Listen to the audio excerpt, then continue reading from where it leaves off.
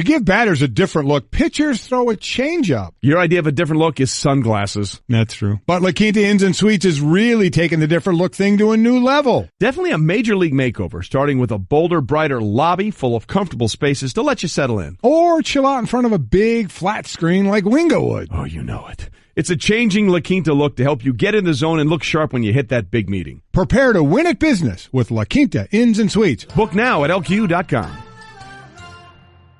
Listen up, people. We got a big favor to ask, and we promise it won't take too much of your time. You know our show is supported by some fantastic sponsors, right? Well, we'd love to hear your feedback. Head to ESPNpodcaststudy.com and fill out a short, anonymous survey. That's it. We swear. No more. Again, that's ESPNpodcaststudy.com. All right, happy Monday, everybody. Glad you're with us. Golic and Wingo on ESPN Radio and ESPN News, presented by Progressive Insurance. All phone guests join us on the Shell Pennzoil Performance Line. Mike Golic, Trey Wingo here with you on what we're calling potentially devastation Monday. Yeah, I mean, it was a great weekend in some victories, but could be devastating in some others for really, as we finish a championship in basketball and a championship in hockey, we're getting closer to the Major League Baseball All-Star weekend. We're finishing up all the college championships. We still have baseball to go. We had track and field over the weekend. We're about ready to get into that summer of fun, right? We're to get some great conversations going. But I think it was a fun weekend. I watched one of the great movies of all time over the Sandlot. Yeah, I cannot believe that you're going to go there. Really, you're going to go there right now? The Sandlot. So one of the great kid sports movies that there was out there. So just I had a great weekend. Yeah. Great weekend. Outside of golfing really well with my new sticks. Yeah, so really what you've done now is you've made me feel bad about myself on two completely different levels. Number one, I played okay, but I could not get off the tee in the tournament that I played in, and it drove me absolutely bananas. And if we go to Pinehurst and you're hitting it better off the tee than me, I'm going to quit. I'm going to. I think I hit a new sticks. I got Tommy Armour sticks. I hit every one of them down the fairway. Yeah, every single drive was in the fairway. I hate you as right well. Now. You should. And then you had to bring up the fact that I've never actually seen The Sandlot. How in is its that entirety. possible? I don't know. I was busy doing busy. It's been out for 20 years. Never had the time. Oh my gosh! I got so many great thoughts about it on Twitter when I said I was watching it. So many people with memories of watching it, not only watching it, but then watching it with their kids as well. It is one of the great funny family movies there is out there. I'm going to take the time. I'm going to take the time to do it. I'll get into that, I promise. We got a lot coming up to talk about. We're going to get into the TO discussion and basically one of the Hall of Fame voters sort of justifying what a lot of people thought might be an issue, right? And then tried to walk it back. Yeah, we'll get into that a little bit. Plus, our good friend Chris Fowler will join us in a little bit to talk about what Rafael Nadal has done, and also he was at the Belmont Stakes. So we'll get into that. This hour of Golic and Wingo is brought to you by La Quinta Inns and Suites. Book at LQ.com and win at business. And speaking of winning, we'll start what's trending with the Mets winning. Ending an 8-game losing streak by beating the Yankees 2-0 on Sunday Night Baseball.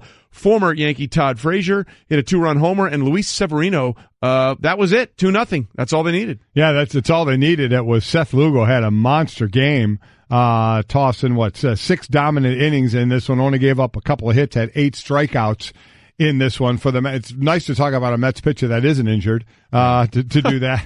But as far as injury, Aaron Judge was held out of this game. He jammed his thumb sliding into second in Friday's game. Played the rest of that game, played Saturday, took off yesterday. It's an off day today as well. In other news for the Mets, they released Adrian Gonzalez, who they had picked up in January from Atlanta.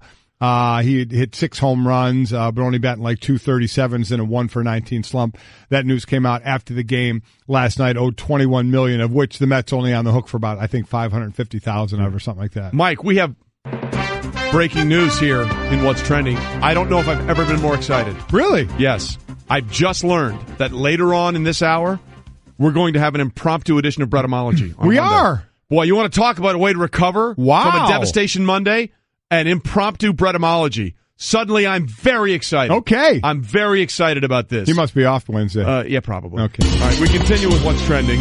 And Dustin Johnson is trending back to the top of the world when it comes to golf. And what a way to get there. By winning the FedEx St. Jude Classic, he reclaims the ranking as the #1 player in the world. And oh, by the way, he finishes off in style with an eagle on 18, holing out from 171 yards. Yeah, he had held the ranking for 64 weeks, and then he fell behind Justin Thomas a month ago, back at winning. But is it almost like the the par 3 at the Masters. Yeah. Nobody has won the par 3 at the Masters and won the Masters. Nobody has won the week before the U.S. Open and then won the U.S. Open. And, oh, by the way, the last number one ranked to win a U.S. Open, you have to go back to 2008.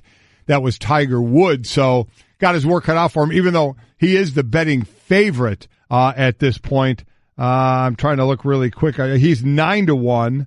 Rory is 12-1. Justin Thomas, Justin Rose, Ricky Fowler 14-1. Spieth and Jason Day 16-1. Tiger Woods comes in at 18-1. Yeah. The only bad news is he's now not going to win the U.S. Open. That's exactly but right. Other than that, all good. It was He's number one in the world. Really, really good weekend for Dustin Johnson. But Dustin Johnson is one of those guys like, whatever, dude. I'm just going to play my game.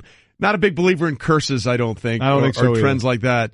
He lopes. He just lopes wherever he goes, and we'll see how well he can lope at Shinnecock Hills this coming week. How about a little bonus? Football news. And it's not good if you're the Seahawks. Earl Thomas, their safety, saying basically, he put it out there on Twitter, dude, do what you want. I'm not showing up till you pay me. He's in the final year of a 4-year, $40 million contract. The benchmark for safeties is about $13 million. And he may have a lot more leverage than people realize. Well, again, the only leverage that a player has is to withhold the services. And you find out how serious someone is when it starts to be money, because this is a mandatory minicamp, so you can be fined for missing it if you're under contract. When we talked about Tom Brady and Gronk not showing up, for anybody who doesn't show up for the off-season workouts, which are voluntary, you see where they are when the mandatory stuff is around, if they show up for that, and a lot of times they do. But Earl Thomas is saying, listen, not happening until you take care of this. And will they? We have seen a big change in Seattle, a remaking, especially on the defensive side of that ball of that team. Will it continue? Earl Thomas is one hell of a safety. Yeah. Absolutely no doubt about that. Will they take care of it, or will they just say, you know what, this is going to be complete as part, you're under contract, your choice what you want to do. Unless they want to trade him and try and get something for him, it's going to fall on Earl Thomas and how much money he is willing to part with. Yeah. Because that's what he's under contract. If training camp rolls around and he sticks by this, he'll be fined every single day. Now, a lot of times when guys come back from that, when they miss a couple of weeks of training camp and that fine builds up to hundreds of thousands of dollars, a lot of times the team just pushes it off and says, we're not going to fine you. So you see if something like that happens here, or if Earl Thomas is really going to draw a line in the sand and say, I am not showing up, I am not playing for you until you redo this deal. It all comes down to those, how willing is the player to lose money. Bottom line for me is the Legion of Boom now consists basically of Earl Thomas. That's it. I mean, Sherman is gone. The other corner was always the other corner, and Cam Chancellor may never play again. Right. So I think he's got a little more leverage as the last remaining member. I mean, does he? Maybe this team is like, hey, we've dealt with these guys. Michael Bennett's gone. We've dealt with other guys. They've said it's not a complete reboot. So if it's not a complete reboot, you're paying Earl Thomas. If it is a complete reboot, you're letting him go. Right. So their action on Earl Thomas will tell us what we should expect from Seattle going forward. All right, what we should expect from Rafael Nadal going forward is probably another 11 French Open titles. Probably not, but the idea in the recent memory, whenever he shows up, it sure looks like he's going to win. And no one knows tennis, and Rafa maybe as well as our next guest. We're delighted to have him on. Chris Fowler, who does a little bit of everything for us, including our great coverage at the U.S. Open, the Australian, and obviously at Wimbledon. He joins us this morning on the Shell Pennzoil Performance Line. Chris, how are we? We're great this morning, guys. I'm not sure I can add any more words to what's already been said about Rafa, but I can try to give you some perspective, because it was just breathtaking to watch him do his thing yesterday. Well, look, and the thing, Chris, that was amazing, if you thought anyone was going to give him a game, it would have been Dominic Thiem, one of the few guys that's been able to beat him on clay over the last couple of years, and he's still straight-setted the guy. I thought Thiem was ready. So I really did. I thought he'd done the work. He's ready to break through. But the problem was, in his first slam final, he's got the greatest of all time, who looks hungrier than ever. And it was a tough first set. He had his chances, but the sustained intensity of that, how physical Rafa makes it, how tough it was for him to hold serve, he finally just cracked. I mean, he cracked, and in 90 seconds, boom, set over, chances of winning the final almost over. He still battled, but it just goes to show you, guys have told me this, when you step in against a great like Nadal or Federer in a final, you don't really know what you're in for until you experience it, because Thiem had beaten him 3 times on clay, not best of 5, and not in a Grand Slam final, when a whole nother level comes into play when these greats get on the court. And And he learned a lesson. It was like a clinic. I think Team will be back, but he just wasn't ready for Rafa yesterday. So you look at what he's done now, a third career major since turning 30. We know Federer has done that, 2 of 4, Ken Rosewall and Rod Laver as well. Does it say more, Chris, about these two guys over 30 winning majors and or Grand Slams the way they are, or more about the rest of the tennis world? Good question. It says something about both, but I tend to lean toward these all-time legends. If you look at the last 6 majors, it basically gone Federer, Nadal, Federer, Nadal, Federer, Nadal. That's beyond belief. I think that age is a number, and these guys have defied conventional thinking about that in an era when the sport is more physical than ever. They continue to do their thing. This is not the 70s or 80s when guys north of 30 could do it. It's another level of physicality in the sport, especially on clay. I think what Rafa's done on the most physical surface in the sport, he's dominated a single event that's a global type event more than any other person in any sport in history. I defy anyone to name any athlete that's dominated one event like Rafa has the French Open. 11 times is almost impossible to say, but it's true. The generation behind those guys, the guys that are a little bit younger than Djokovic and Murray that are now in their mid to late 20s, have not been a great group. I mean, they've been suffocated. They've been smothered in their attempts to raise the big trophies. Only a couple times the guys broken through, Del Potro and Cilic once each, and Wawrinka's sort of about that same age. But it's been part of it. We've not seen an all-time great emerge from that group, and maybe it's because they haven't been allowed to. If these two guys had retired, earlier, a bunch of dudes would have great resumes, but it hasn't happened. Eventually it will. It has to, right? Right. Well, that's the same thing we say with Brady. Eventually he's got to retire, yet he continues to keep doing these things. As Chris Fowler is with us, talking about Rafa Nadal's incredible run at the French Open. So in your mind, what's more impressive? Is it Rafa's 11 at the French, because the clay is obviously a sort of a quirky surface which he has clearly mastered, or is it Federer winning 8 at Wimbledon? That's a good question, Trey, because as you know, the margin for error is much smaller on grass. Right. Over time, Rafa can wear a guy down. The best players tend to win on clay. It's just hard to have the massive upsets. On grass, points, side sets, little moments here and there. So for Roger to do what he's done in the world of grass, where often it's just a volley here or there, it's a big serve under pressure, is almost as impressive. And I think both guys have had to overcome physical problems. Not like they haven't been, had to manage pain and injury in their career. Both guys have. Federer, obviously, is about 4 years older. So it's tough to say what's more impressive. The Rafa-Roger debates go on. I hate when fans of one guy have to criticize the other guy in order to boost their favorite, but it's a reality. Can we just celebrate them both?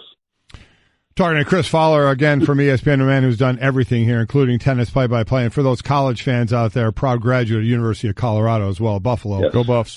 This is a two-parter. So the first question is, does it matter to you who ends up with more Grand Slams as far as where you're going to rank them all time, or is Federer going to be ahead of Nadal in your mind? Well, he's 3 ahead again now. The gap is 3 going to Wimbledon. So, this Wimbledon championship, I think, is a big one to determine whether or not Nadal's got a reasonable chance to chase him down.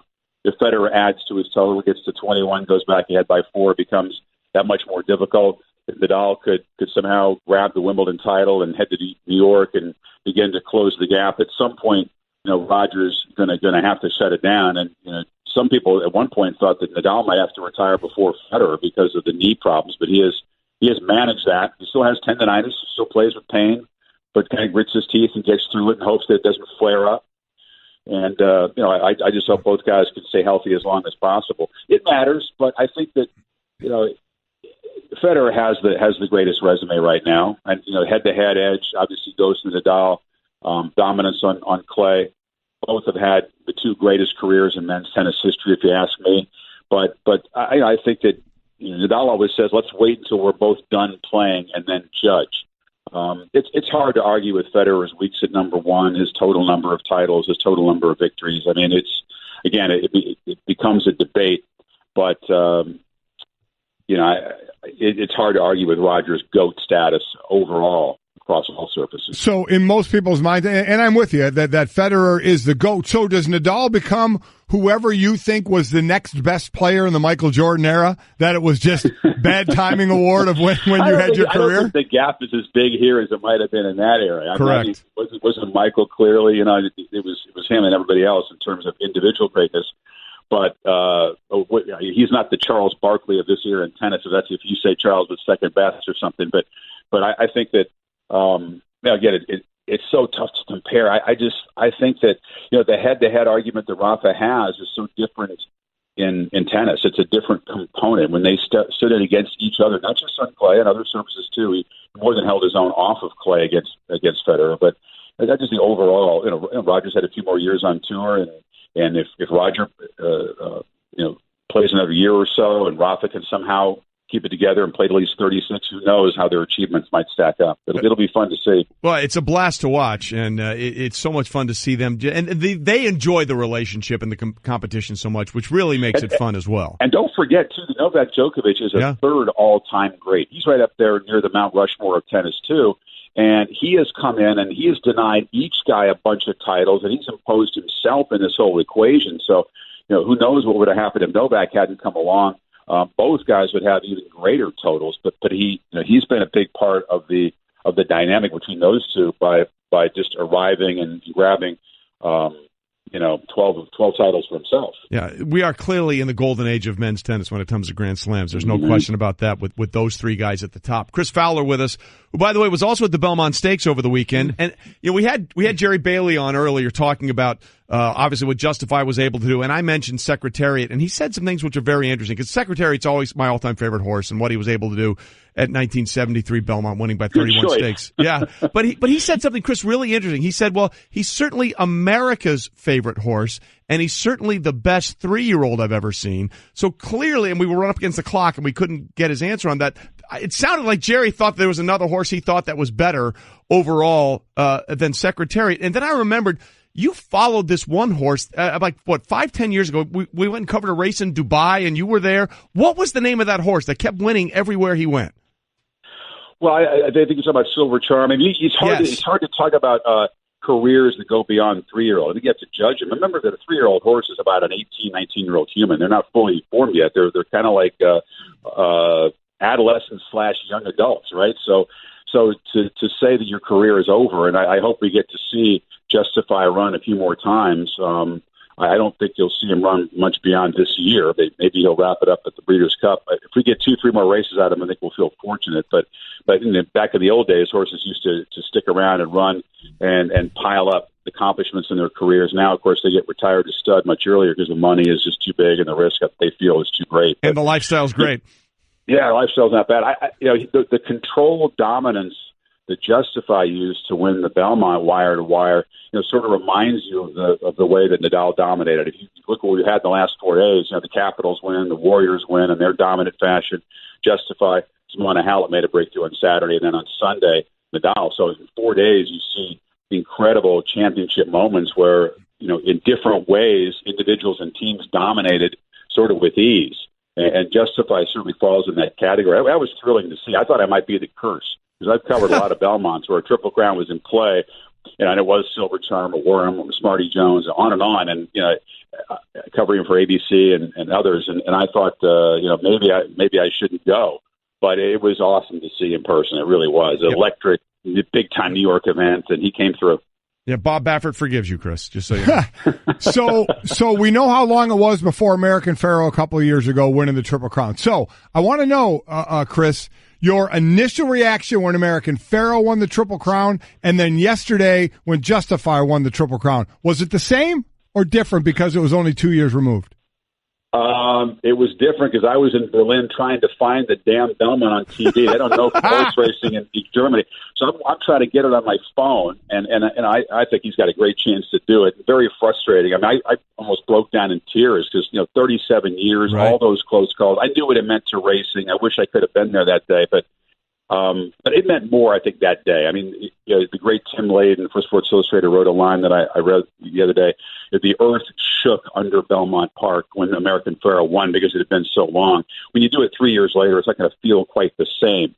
But I think you have to just isolate it, and every time it happens, it's extraordinary because of the demands. And look what look what Justified did. Didn't run at all last year as a 2-year-old. So all of these achievements, all these 6 wins, compressed into a few months. That makes it impressive in its own unique way. I mean, Slew was undefeated when he won the Triple Crown in '77, but not all in 1 year. I mean, to do it, to come from unraced as a 2-year-old to Triple Crown winner in something like it was 111 days or something like that, it is astounding and impressive in its own way. Certainly was, and finally he got a clear track to run on in the Triple Crown Stakes, and the weather didn't seem to bother him at all. Chris, we appreciate you being with us this morning and providing the great perspective. Thanks for. I could not remember the name of Silver Charm, and it was driving me crazy. I think that's the horse you mean. I mean, I covered a couple of Dubais, and the horses went over there were amazing. I think that's what you mean. Yeah, it was definitely Silver Charm. All right, Chris, thanks, man. Chris. We appreciate it. Fellas. Enjoy it. Bye-bye. Hey everyone, Mike Golic here. Support for the Golic Wingo podcast comes from our friends at Rocket Mortgage by Quicken Loans. Chances are you're confident when it comes to your work, your hobbies, your life. Rocket Mortgage gives you that same level of confidence when it comes to buying a home or refinancing your existing home loan. With Rocket Mortgage, you can apply simply and understand fully so you can mortgage confidently. To get started, go to rocketmortgage.com/Mikes. Equal housing lender, licensed in all 50 states, NMLS consumeraccess.org number 3030. To give batters a different look, pitchers throw a changeup. Your idea of a different look is sunglasses. That's true. But La Quinta Inns and Suites is really taking the different look thing to a new level. Definitely a major league makeover, starting with a bolder, brighter lobby full of comfortable spaces to let you settle in. Or chill out in front of a big flat screen like Wingo would. Oh, you know it. It's a changing La Quinta look to help you get in the zone and look sharp when you hit that big meeting. Prepare to win at business with La Quinta Inns and Suites. Book now at LQ.com. Yeah. Breaking news. And I don't know how to deal with what I've just learned. I'm trying to soak it in right now so I can formulate an opinion that doesn't sound like an epic rant of what the hell were you thinking. But that's sort of where I am. Yeah. Last week, IHOP. International House of Pancakes. Yes. Did a little flip from a P to a B with their logo. And they say results. We'll tell you what this means later. Everybody, what's the B going to stand for? Everybody had their thoughts. Yeah, we thought International House of Bagels. Bagels, bacon, breakfast. Bacon. No, Mike. No, it wasn't. They went, and they are going now. Yeah. International House of Burgers. Burgers. And they are getting destroyed by it for that change. Now, let's set the table a little bit, not just have a quick knee-jerk reaction to say, why did they change IHOP in the first place? Yeah. And the reason they did, again, International House of Pancakes, pancake sales has been somewhat flat or down. Sure. In a more health-conscious Western, society that we have right now. Correct. It's been a little more healthy eating, and pancakes fewer carbs with syrup and whipped cream and butter haven't really been hitting the mark. So they wanted to spruce that up a little bit and change it up. So I can understand that. From that part of it, you don't maybe want to associate with a product being pancakes of something that isn't really a hit nowadays. All right. So, okay, I can go with that. So you want to do the big flip to a B. I get it. You're going to change things up a little bit, shake it up. But I would have gone with, now they didn't ask me, I would have gone International House of Breakfast. Yes. And here's why not burgers. Do we think now, and I guess they're going to try and make themselves compete, but people are going to go to IHOP for a burger when all these other great burger places are already established out there, that you're going to say, let's go to IHOP instead for a burger? I would have gone breakfast, and I would have changed up my menu to make it more health conscious with your breakfast and even your lunches, whatever you want to do, but go down that road. Own breakfast. They owned that part of it, change that part of it up, be more health conscious. Don't go into an area in burgers where you're starting at the bottom of the barrel. Look, that's exactly right. If you're a Five Guys guy, are you going to suddenly switch to IHOP? If you're an In-N-Out guy, are you going to finally, we'll just bail on that and go to IHOP? I think the burger market is well established. Yeah. The choices are many, and many of them are awesome. This seems like a very, very difficult dive into a deep end of the water. I agree. Where they have very little experience. In fact, it's got people so angry. Oh, boy. Someone who is no longer working, his workday is over. Yeah. and he has to weigh in on this. Junior is back with us on the phone. Junior, when you heard it's IHOP for International House of Burgers, did you drive into a bridge abutment? Trey, seething is the word right now, and I've gone through a lot of stages of grief already. First off, IHOP, never going to stick. This is like the new dad after divorce. I'm not calling you dad. You're IHOP to me still. You're never going to be IHOP. I'm never calling you dad. Second off, my anger at first was directed at IHOP, and then I sat here and thought about it, and I read that article that you guys referenced, and I realized it's my fault.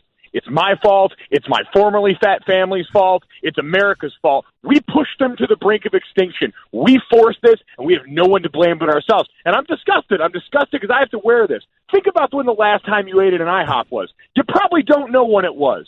So we forced them to do this right now. We chose our own bodies and our own well-being over something and someone that took care of us for years, and we should all be ashamed of ourselves. Okay, but here's where I'm going to disagree. I agree with that part of it. We're all starting to eat healthier, but they still had the ability to do that. They could have went IHOP and gone, because I get the whole marketing thing, put the spotlight back on us and go but for breakfast, and then stress we're going to offer these healthy breakfast options for everybody out there to stick with kind of what's going on today. They had a chance. They still had a chance to save this thing. Now they're also ran. Now they're bottom of the barrel. Now who's going to IHOP for a burger? So I think they could have saved it, Mike, by going breakfast instead and then offering those healthier versions.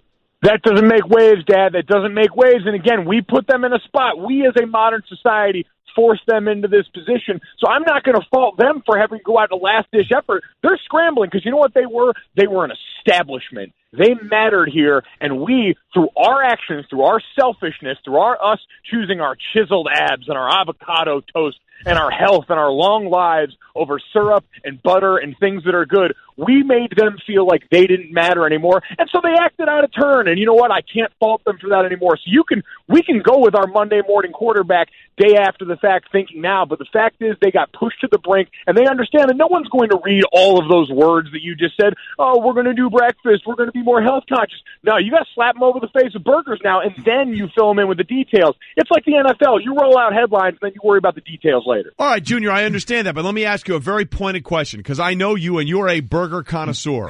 Are you going to now go to IHOP for your burgers, or are you going to stick with what you know? Trey, I'm not going to lie. I'm a little curious. I thought about this because I got angry at first, and I said, what is IHOP doing? I thought the same thing you did. The burger market's saturated. We have known players in that area. You had your space. At the same time, I'd be lying if I said I wasn't a little bit curious right now. And am I more likely to go to IHOP than I normally was? Probably. So maybe they're already accomplishing their mission. Maybe curiosity is enough to bring people back, because we were all stagnant. We had IHOP in its role, and we never really used it anymore. We only brought that tool out of the belt in case of emergency, and now we're at least thinking about them again. So maybe that's already enough of what they were looking for. Well, that only works if it's the greatest burger you've ever tasted. See, that's the thing. I agree, Mike, with what you're saying. That'll get you there. They'll get a bump. Is it going to be better than In-N-Out? Is it going to be better than Five Guys? One of my favorite from fast food is Wendy's. Is it going to be better than Steak and Shake? Is it going to be? And I mean, that's what everybody's going to do, because everybody's had that kind of burger. So if that IHOP burger isn't at least equal or better than that, that will be the first then the last time they go in that place for a burger.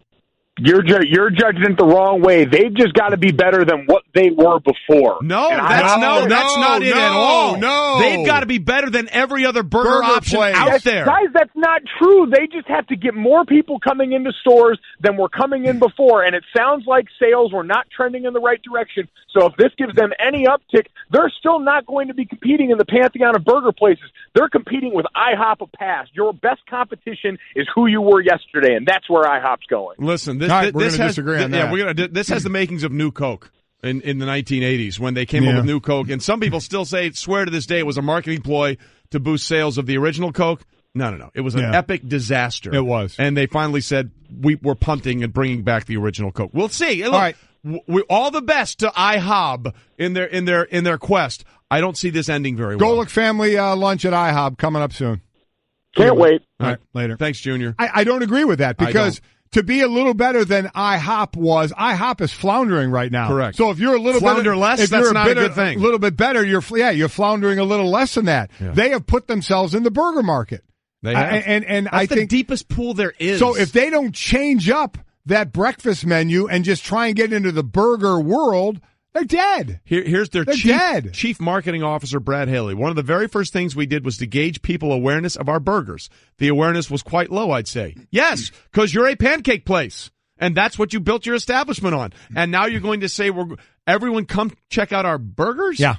Look, I hope it works for them. Honestly, I wish nothing but the best. Yeah, me too. For IHOP, however you want to do it.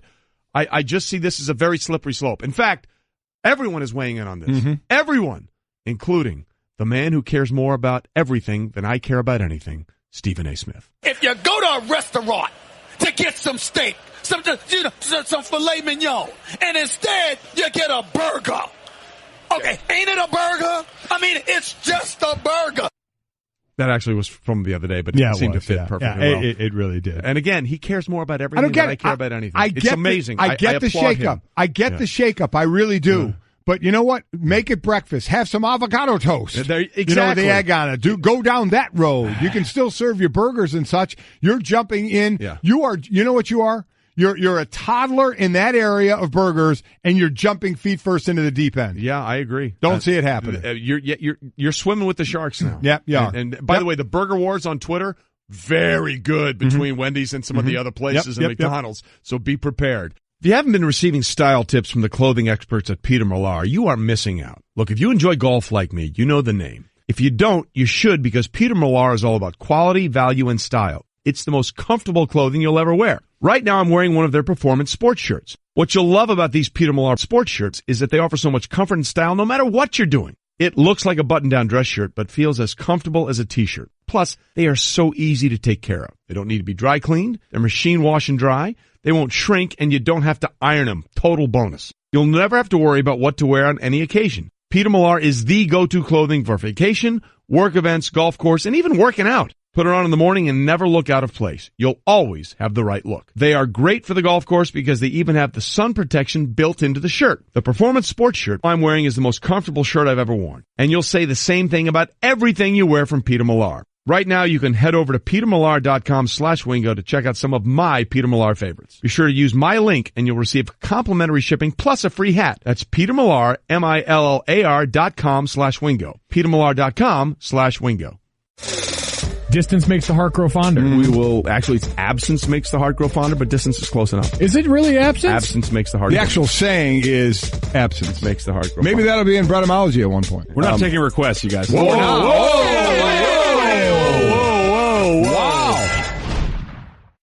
Wow. Sports Center brought to you by DXL. Guys, if you're built like a linebacker or power forward, finding clothes that fit never been easy until DXL. DXL was built for XL guys and bigger. With over 100 brands and an unrivaled fit starting in size XL. To get to your nearby DXL store, visit them online at destinationxl.com. Built to fit, built XL, DXL. Back. We just came back. What are you talking about? Don't want to do that. Sorry. All right, we got to get into this. First of all, I'm calling it Wendy's. I need to hear from you on Twitter. Yeah, you guys have clapped back a lot about other burger places. Yep. I need to hear your response to the International House of Burgers. Wendy's, don't disappoint me. Let's go.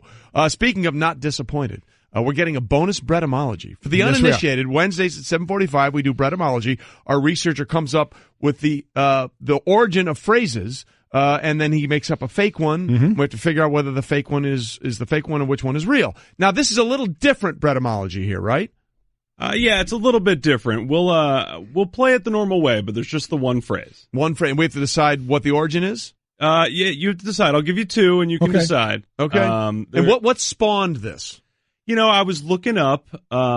It's horse sex, isn't it?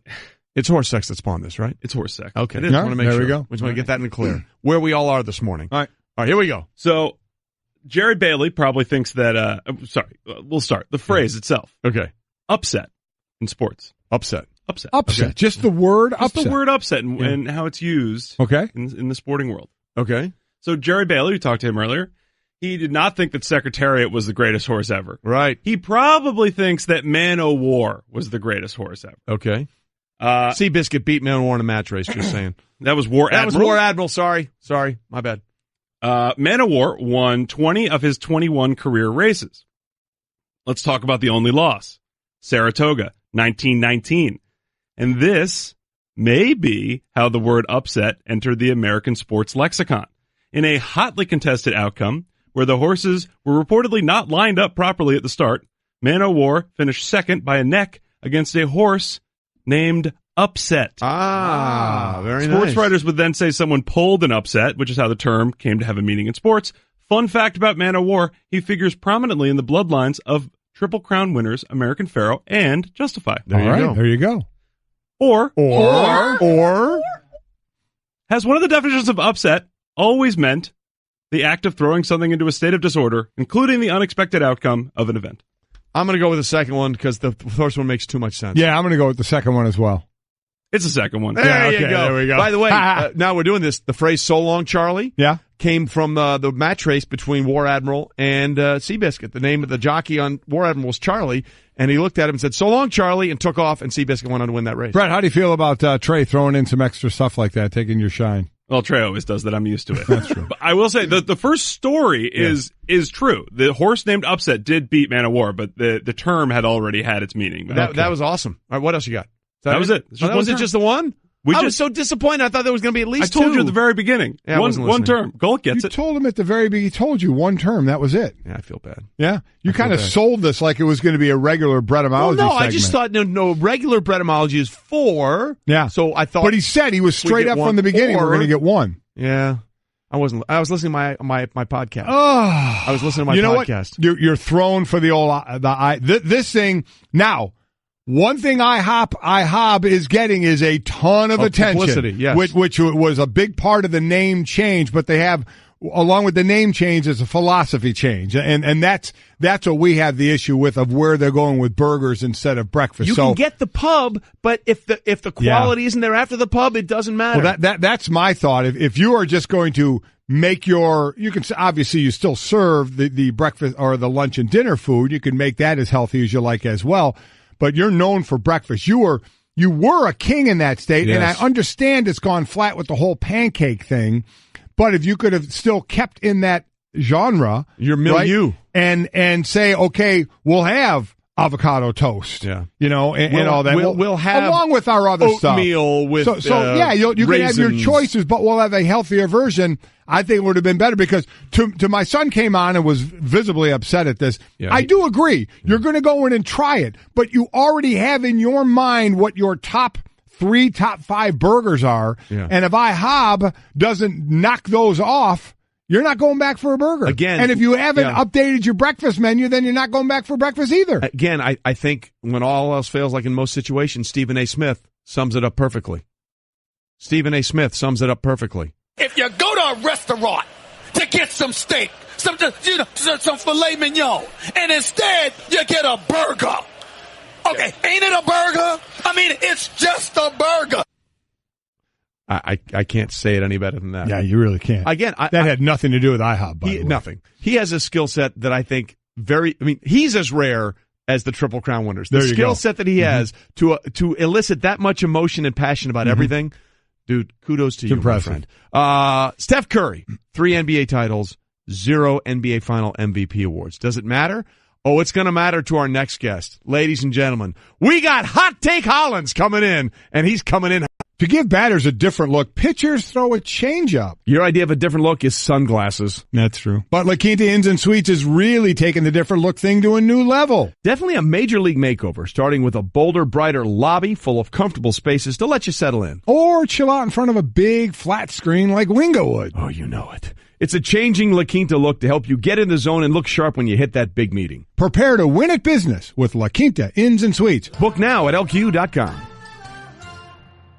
Listen up, people. We got a big favor to ask, and we promise it won't take too much of your time. You know our show is supported by some fantastic sponsors, right? Well, we'd love to hear your feedback. Head to ESPNpodcaststudy.com and fill out a short, anonymous survey. That's it. We swear. No more. Again, that's ESPNpodcaststudy.com. speak up. Why wouldn't the league do what they want to do without the players? Because the main guys who have a voice don't talk.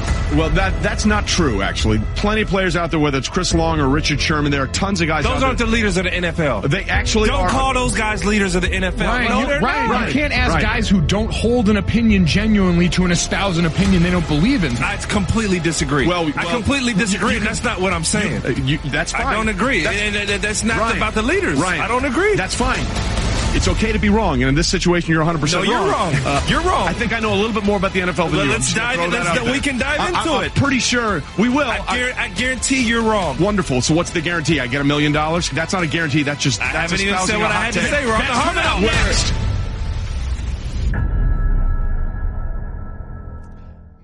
And that, is why he's called Hot Take Hollins. I missed all of that. Yeah, you were busy doing good things, and Ryan and I were bickering at each other. I was building a playground. But you were building a playground, and we were acting like children. So it all worked together. It worked out well. Golic and Wingo on ESPN Radio and ESPN News, presented by Progressive Insurance. All phone guests join us on the Shell Pennzoil Performance Line, and then there are guys like our guy, Ryan Hollins, who joins us in studio and giving us the business and the Straight Talk, brought to you by Straight Talk Wireless. Best phones, best networks, no contracts.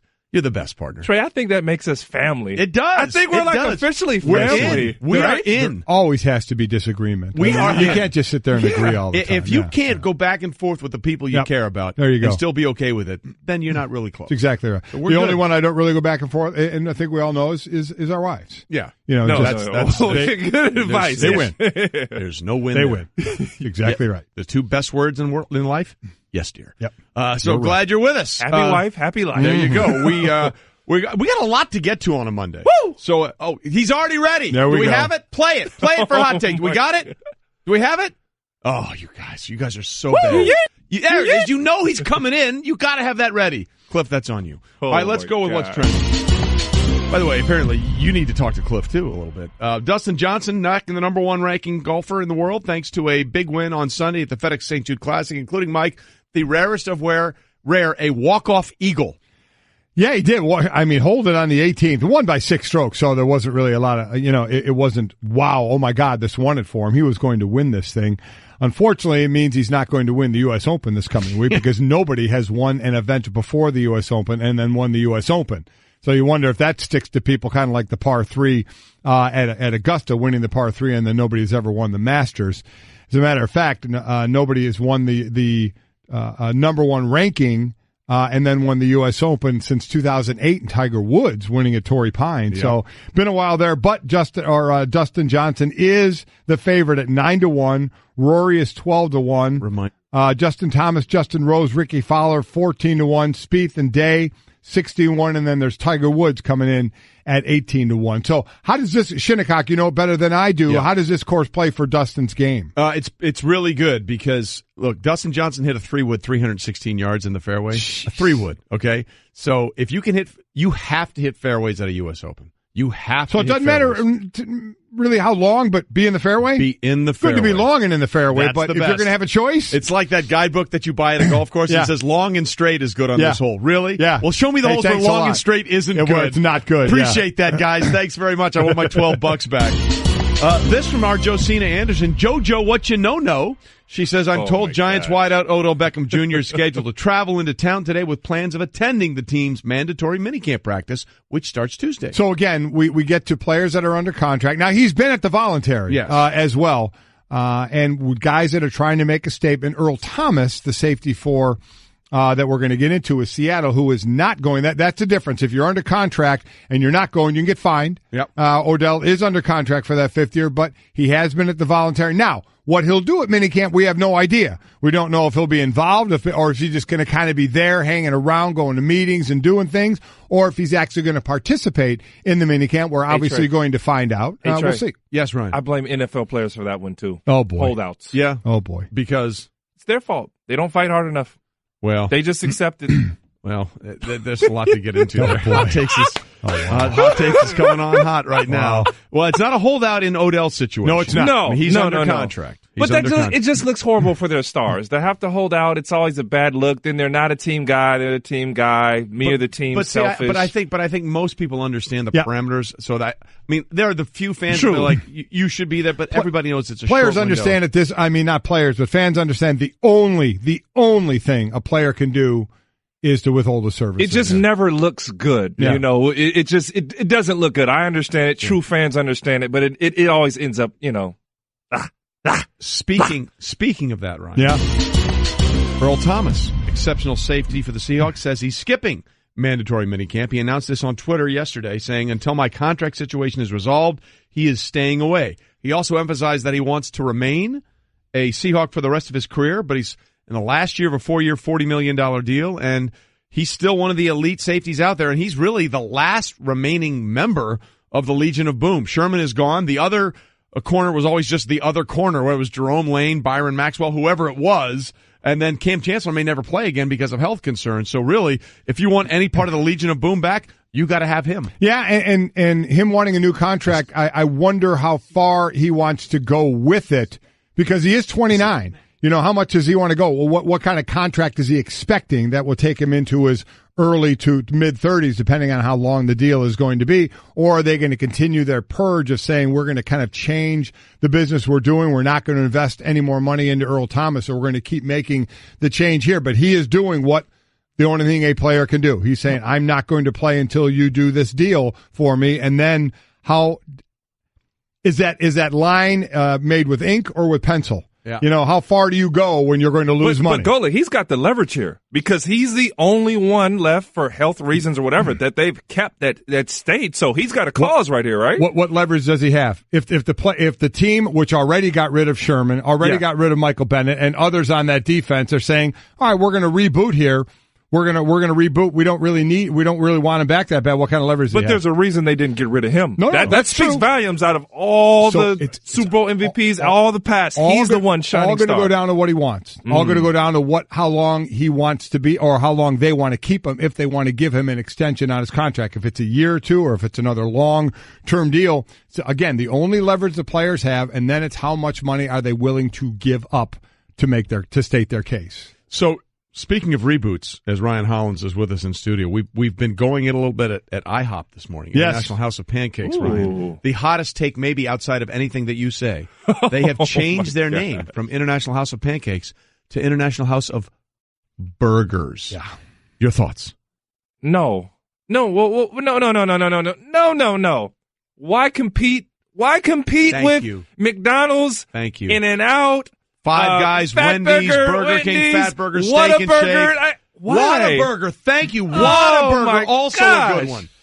I get it. Do it. I get it. They're trying something different, but this seems like the deep end of the pool that you don't want to swim in. In my subliminal, I know when I wake up in the morning and I want breakfast, pancakes, boom, speaks. It's right there. It hits me. Okay, so the full story of this, to give it again, is for IHOP, again, International House of Pancakes. The reason they went for the change, one, it's going to kind of reinvent their brand. Okay. Number two is where we are now in society with health-conscious eating. The pancake has been either flat seller or down low. So you sell a burger. See, I'm with you there. Well, that leads to this argument. So they wanted to change it away from pancakes because that's not selling now with the health-conscious society, which I get. Plus, you're going to kind of reinvent yourself. But a burger, we talked about it earlier, it's like a toddler jumping into the deep end. There are tons of established burgers. Now, you may get people to go there and try it just because they've changed, so people want to see the change. But if that burger isn't as good as your top three burgers, you're not going back for that anymore. I would have changed it, made it a B. You want to change it to a B, that's fine. Again, for the marketing thing, make it breakfast and then offer a health-conscious menu along with your pancakes, but offer the avocado toast and the egg white omelet and all the other health-conscious things. Maybe I'm just, I'm the guy who doesn't understand marketing. I'm not a professional in that field, but burger does not speak health. Why not House of Salads? Yeah. All right.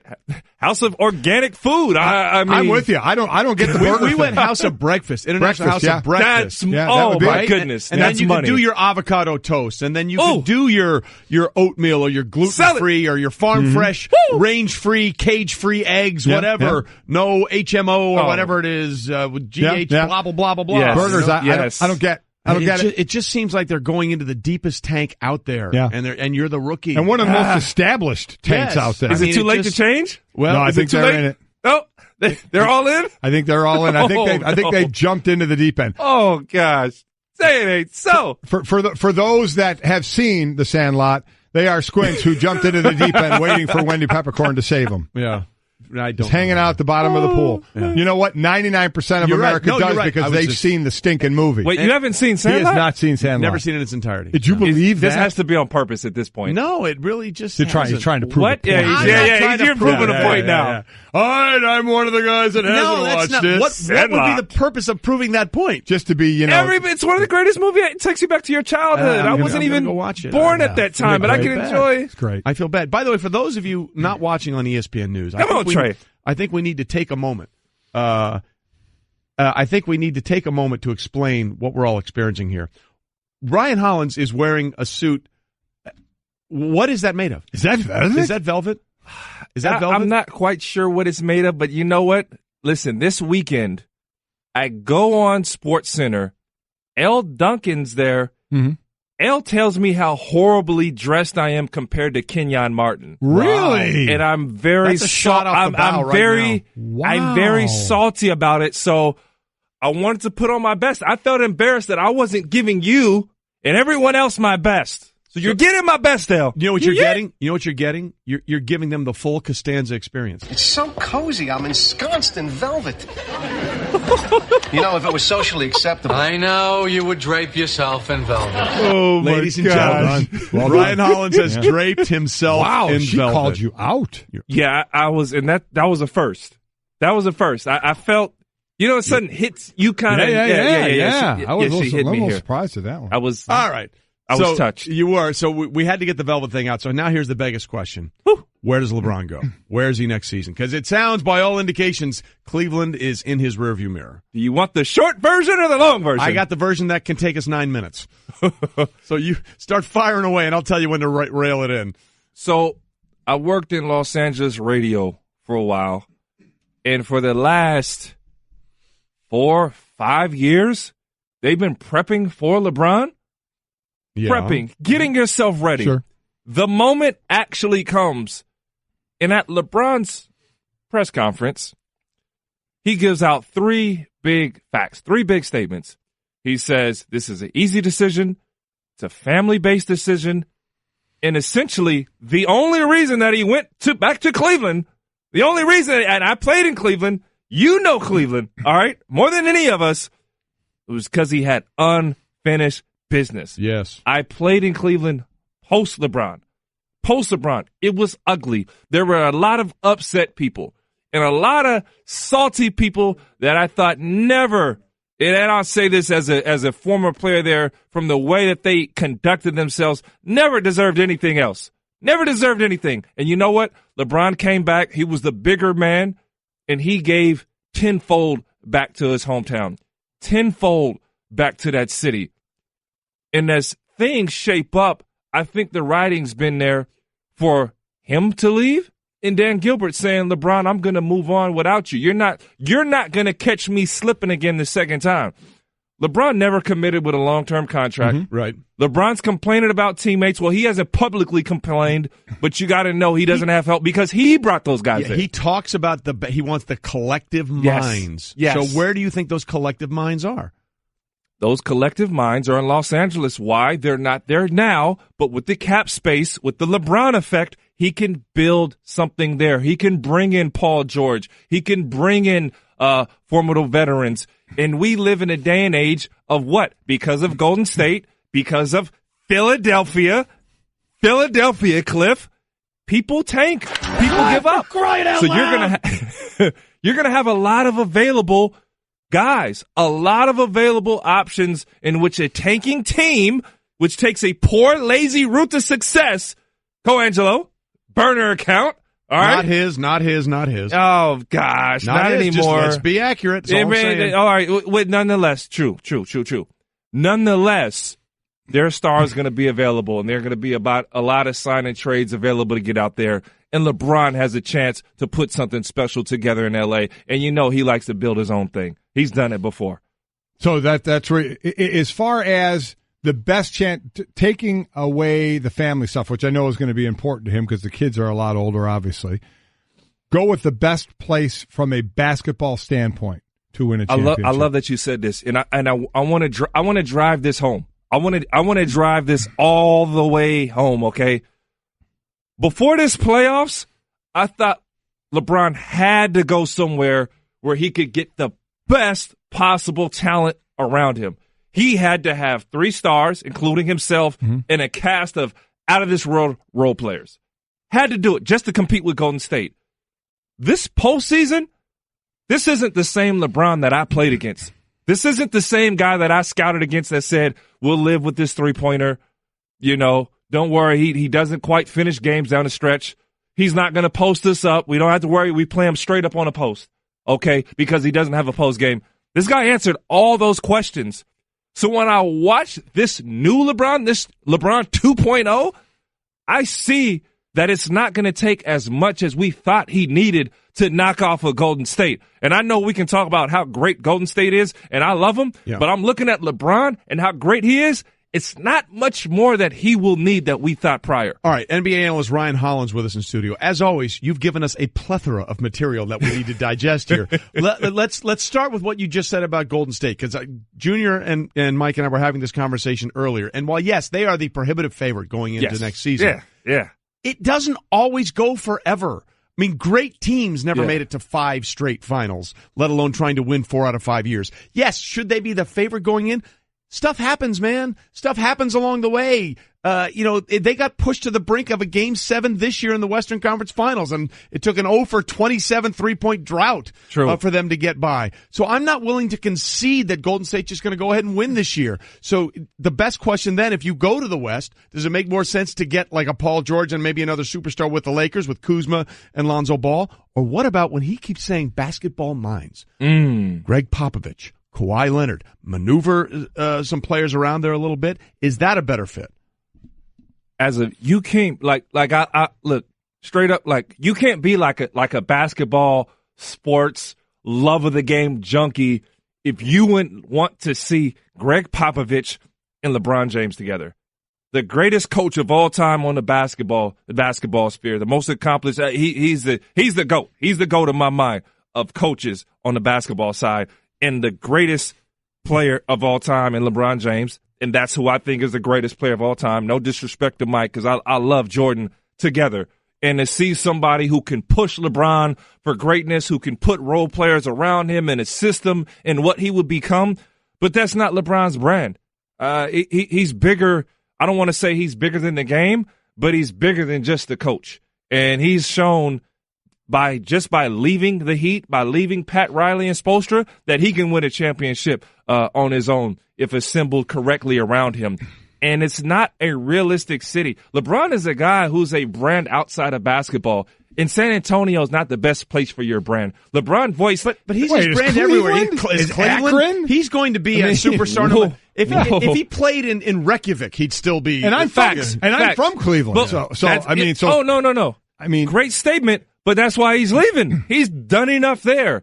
Whatever he's done in Cleveland, you can double and triple that brand. And I get it. LeBron doesn't quite need that. He can double and triple that thing in L.A. I disagree with that. I can't see that. Peyton Manning all that time in Indianapolis? You don't think that LeBron James and Magic Johnson are a combo? No, you don't think brand-wise. That's a separate scenario. I'm talking business-wise. LeBron James wherever he goes. Wherever he is, he's LeBron James. He could be in business with Magic Johnson right now if he wants to be.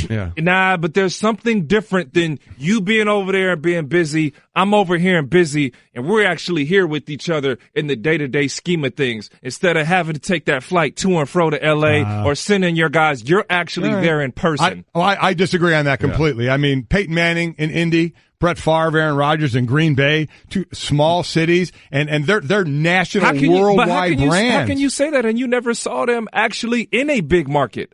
You can't say we can't question what they did in a small market. I'm not questioning that, but to see them in a large market and say that that's not That's not. We're going to disagree on that. Yeah. I think we are way past where you have to play and be in this country. LeBron is LeBron no matter where. In this I'm day not and saying, age of communication with the click of a button. Well, let me correct. I'm not saying he has to. Right. Yeah. He doesn't have to, but LeBron has plans, if we hadn't noticed, of being much bigger than basketball, much bigger than the game. And I believe L.A. is the place to fully do it. Before we end this segment, do you think he knows already where he is going?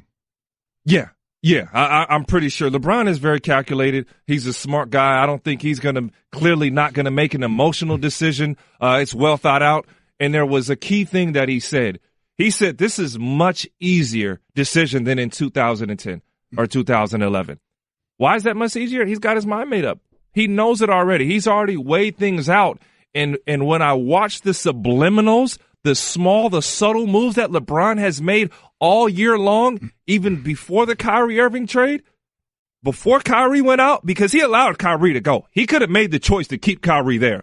Before that, LeBron had told you, I'm going to leave, and he set you up almost with the political game because the decision went so bad to where now we're telling LeBron, you got to go. But he finally orchestrated this thing to where the writing's on the wall. All right, so listen, that's why you're Hot Take Hollins. He has no shortage of information. And from what I hear, you may have some information thanks to your relationships with another story we need to get into. So Hot Take, keep the velvet on. Don't go anywhere. Keep the velvet on. Keep the velvet I'm nervous, on, Trey. and get the hot takes ready because apparently Ryan is going to dive into the NFL pool again. We're going to get to something that's hashed out over the weekend. We'll get to that, Mike. Hey everyone, Mike Golic here. Support for the Golic Wingo podcast comes from our friends at Rocket Mortgage by Quicken Loans. Chances are you're confident when it comes to your work, your hobbies, your life. Rocket Mortgage gives you that same level of confidence when it comes to buying a home or refinancing your existing home loan. With Rocket Mortgage, you can apply simply and understand fully so you can mortgage confidently. To get started, go to rocketmortgage.com/Mikes. Equal housing lender, licensed in all 50 states, NMLS consumeraccess.org number 3030. To give batters a different look, pitchers throw a changeup. Your idea of a different look is sunglasses. That's true. But La Quinta Inns and Suites is really taking the different look thing to a new level. Definitely a major league makeover, starting with a bolder, brighter lobby full of comfortable spaces to let you settle in. Or chill out in front of a big flat screen like Wingo would. Oh, you know it. It's a changing La Quinta look to help you get in the zone and look sharp when you hit that big meeting. Prepare to win at business with La Quinta Inns and Suites. Book now at LQ.com.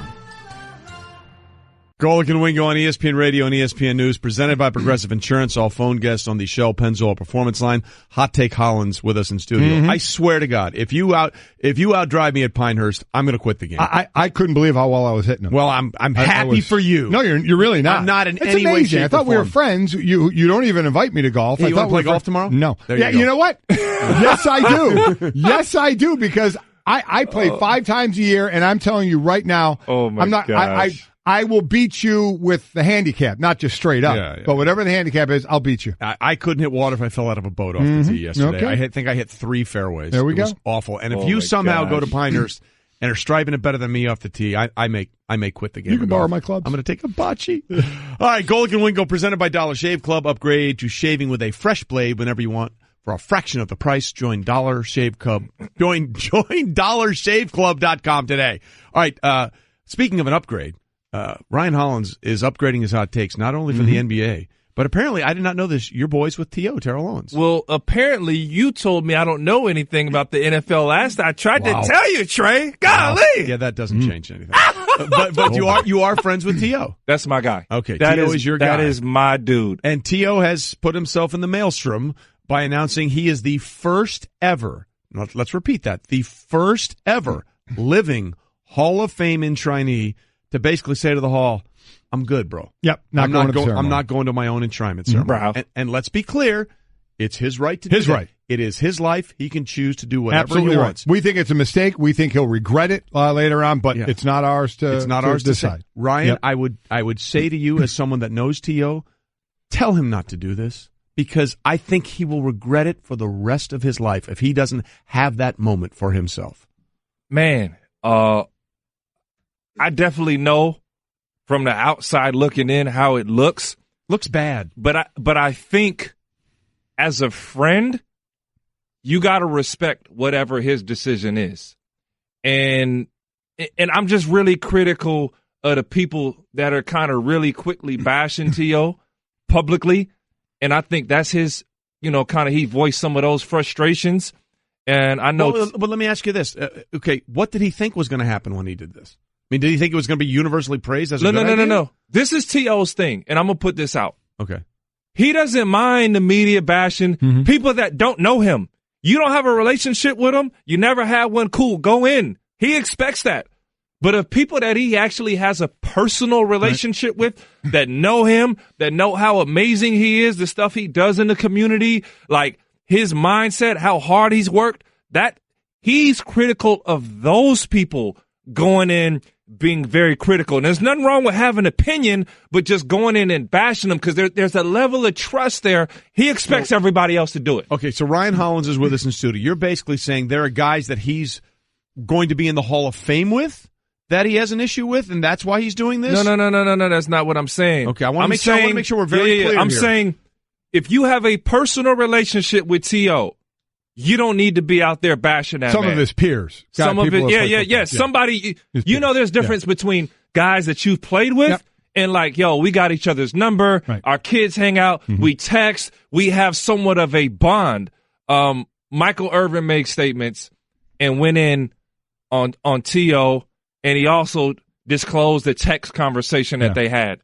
And this is very this touches me because as a young player in the league, Michael Irvin broke code, and we're doing an interview, and Michael Irvin goes in on the interview to proceed to ask me all these questions, which would put me in a bad position. Oh, Rick Carlisle's not giving you minutes.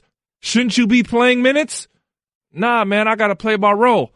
Hey, what do you think about Kobe Bryant? Is he this? Is he that? We give this great 2-hour interview.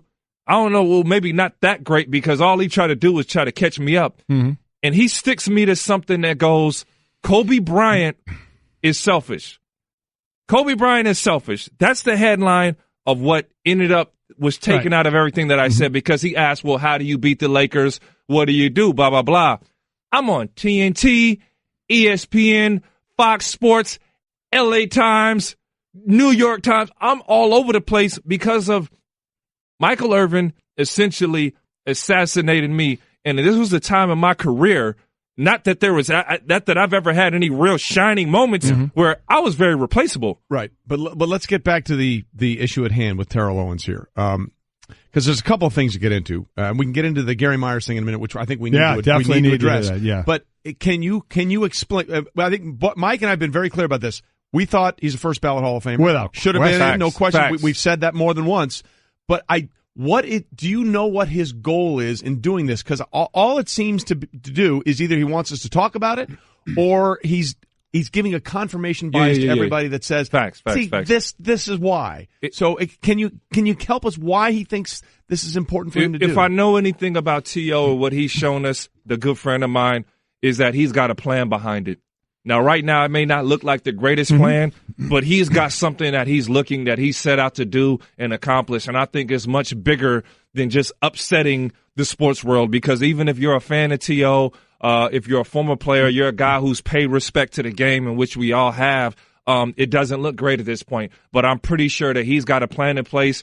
And I think for those who are close to him to just respect whatever he has in mind in doing this. But I definitely agree. And I don't think there's a slight or missing like a love for the game. Like, this dude wouldn't be talking about coming back and playing football right now at this stage. Well, he's never going to come back. He's never going to come back. But what I'm saying is this is a guy who loves the game, who bleeds football. So I don't ever want to question that. And I get the confusion behind him. But I'll say one thing, man. Just be patient for my man's plan. Whatever it is, he's got the best of interest, had the best of interest for him. And I get it, man. I'm not just a good friend, but a huge T.O. fan. So we'll hope that this thing plays out well, because everybody wants to see the best. And let's honor this guy for the great player that he was.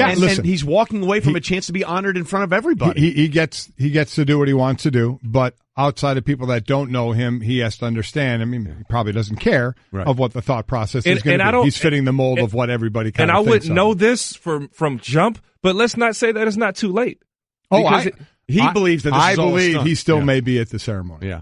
And I'm not ruling that out either. I you agree know, with that. Yep. I hope for his sake he is. Look, he can do whatever he wants. He'll just, I promise you, if he doesn't do it, he'll regret it. Years down the road. I agree with that. He'll regret it the rest of his life. Now, one of the reasons here is NBA analyst Ryan Hollins is with us. Hot take, also friends with Terrell Owens.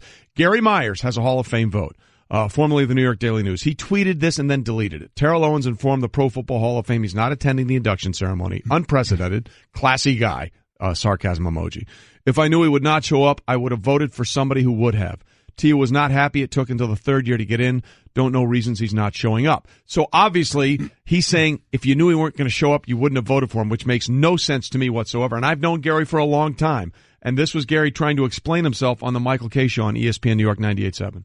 The conversation that went on in that room for 3 years before he was voted in on the third try in February, that he just was a very selfish person and player and only cared about himself, that he was a cancer in the locker room, which had a direct effect on how his team did on the field. Now, listen, I probably would have still voted for him. You know, I just said that because it was my initial reaction after the Hall of Fame had sent out a press release. But I do think there's so many guys that would do anything to get in the Hall of Fame who are worthy of being in the Hall of Fame, Kevin Mawai being one of them, that to put a guy in who becomes the first one ever to decline the invitation to attend the induction ceremony, you know, my feeling is to hell with him.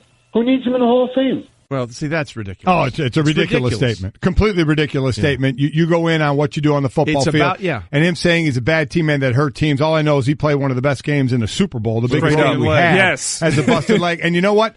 Let's not start character assassinating people because you want to start doing that in the Hall of Fame. We got women beaters in the Hall of Fame. We have women beaters in the Hall of Fame. So you want to start going down that garbage road of saying, oh, I didn't like him as a teammate, he shouldn't be in the Hall of Fame. You can stick that take with some of the people we have in the Hall of Fame that no one wants to take out who beat women.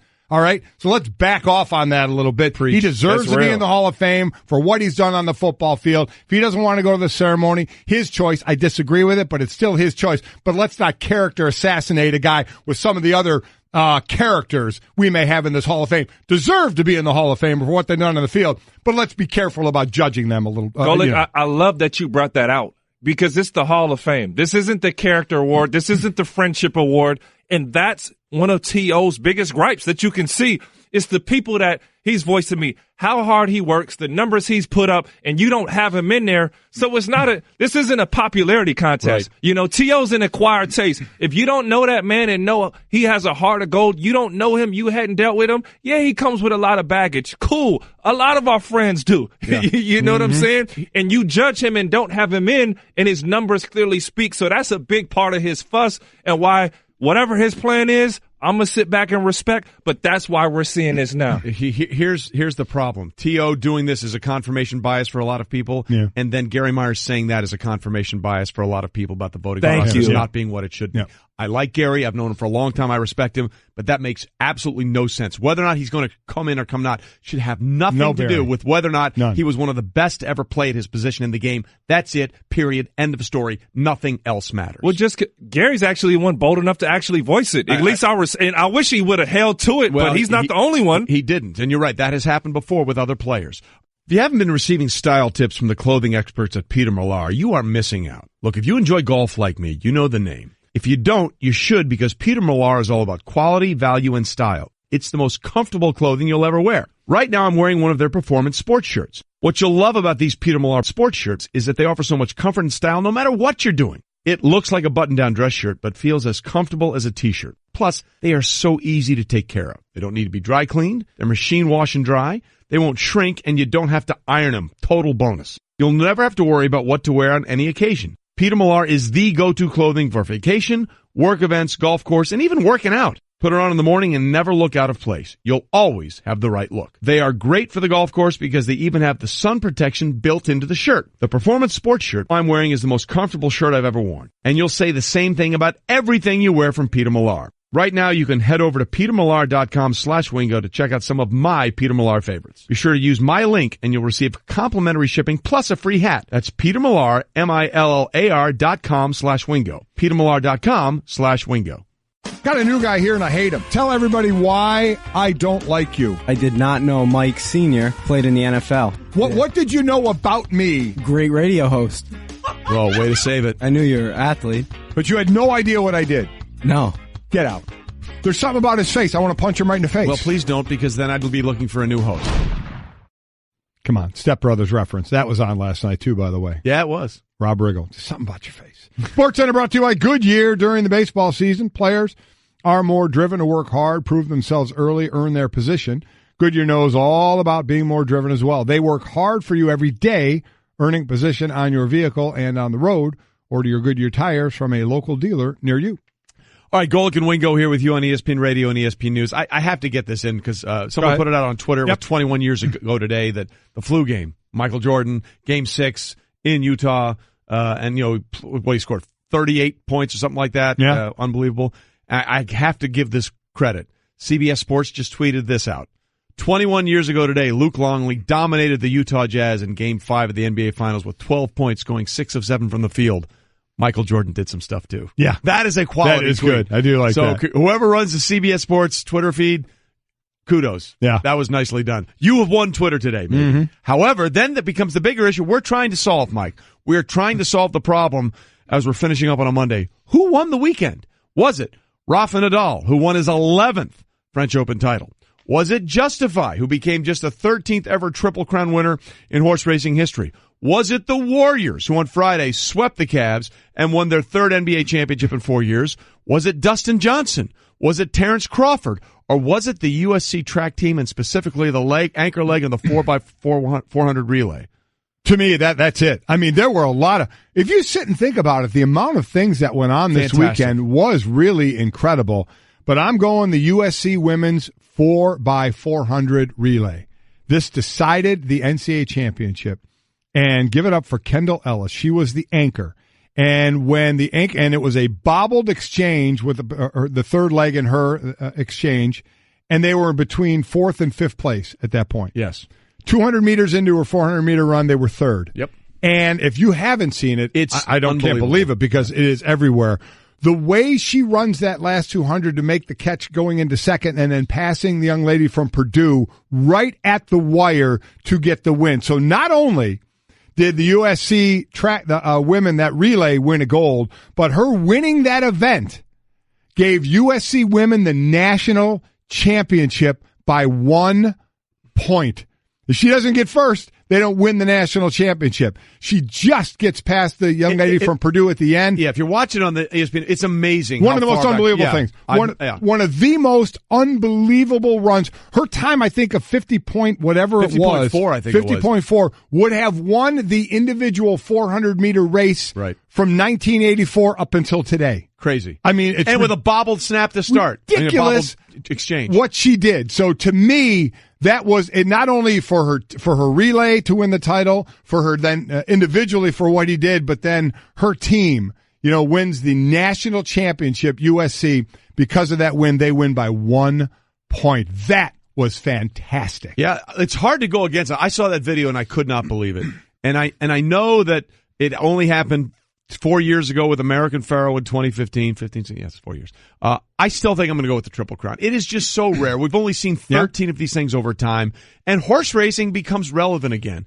And we had Jerry Bailey on, the Hall of Fame jockey who works for NBC Sports, and he was talking about his coworker Randy Moss.